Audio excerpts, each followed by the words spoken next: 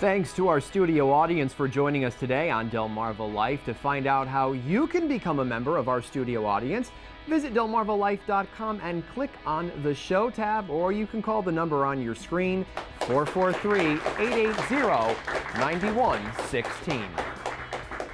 Well, can you smell that? The sweet and tangy aroma of barbecue. Now I'm getting hungry. The 9th annual Pork in the Park is now just days away, and joining us today to talk about the event is Wicomico County Tourism Manager Sandy Fulton. Sandy, welcome. Thank you for being here today. Thank you. Thanks for having me. You know, first thing, for anyone who hasn't experienced Pork in the Park, tell them what it's all about and what they can expect. It's a festival where we first have barbecuers from all over the country competing for prize money, and the other part of the park is just loaded with music and food and drinking.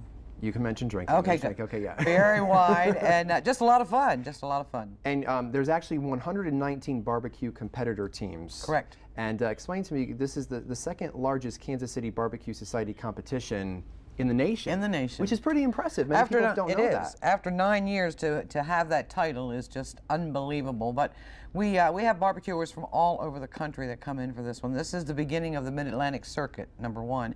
And they travel as far away as Maine, Chicago, Canada, Louisiana, and they bring their big barbecue cookers up here, and you'll see them on the highway, probably starting tomorrow, in fact. Right. And they come up and they compete, then they think they have the very best barbecue in the whole wide world, and hopefully they do, because they win a lot of money. Exactly, and explain to me, that's why I was just going to ask you that, how much money is up for grabs? $20,000 is the prize money that we're paying. And a real quick story, we had a gentleman told me they had a man came in, flew into their town for the barbecue festival, went to Home Depot or Lowe's or someplace, bought a grill, bought his meat, competed, won, grand champion, sold it all, got on the plane and went home. So see, even new people, oh yeah. Wow, so yeah. It's, even if you're new at this, you could still come in and compete and you stand a chance. Sure. And it's more than just a barbecue contest, right? Explain to me. Well, we have the barbecue competition on part of the fairgrounds, and even though it's not, they're not selling their barbecue there, we want people to come over there because these barbecuers are hams and they want people to see what they're doing and how they're doing it.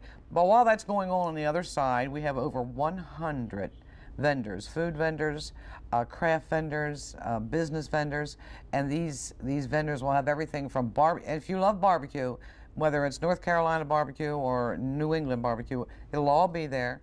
If you like Greek food, if you like Spanish food, if you like Chinese. So we have a lot of different foods. A lot of diversity. A lot.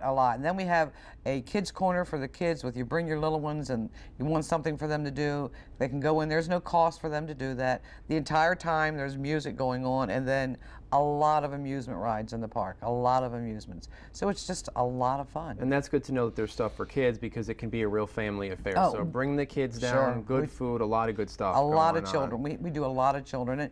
And I want to say too that parking, I always have people say, oh, Sandy, it's so difficult to park. And it is, and I'm very proud of that. We had over 35,000 people attend last year. But we've made arrangements with the Shorebird Stadium. And if you don't want to walk after you park your car and walk a mile, go to the Shorebird Stadium, and buses will continually run throughout the entire festival hours, take you back and forth.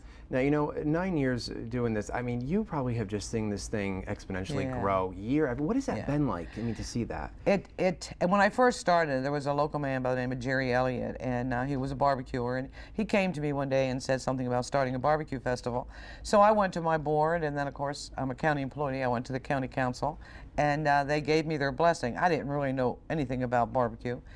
So Kansas City sent a representative up to me, and this was in January, and they told me it would take a year to do it, and I said, no, I want to do it in 4 months. Wow. So we did, and we had 14 competitors, and now we're up to 119. Wow, so you guys have made big things happen with it. It's the love of it, it's the passion, and above all, I'm a tourism manager, so I have to bring people in this county, so it's my job to do that. Exactly, and That's you're doing that. We just want to run over the days and times again. The festival is open from 4 to 10 p.m. on Friday, and then from 10 in the morning to 10 at night on Saturday, and then 11 to 5 on Sunday. So a lot of time there's no excuse for no one not to come down. And we don't care if it rains. We have plenty of tents. Rain or shine, you guys will be there. That's All right. right, very good. Sandy, a lot of great information. Thank you very much. Thank you I'll for have to having stop us. on down and have some great food You better this do weekend. it. All right, thank you.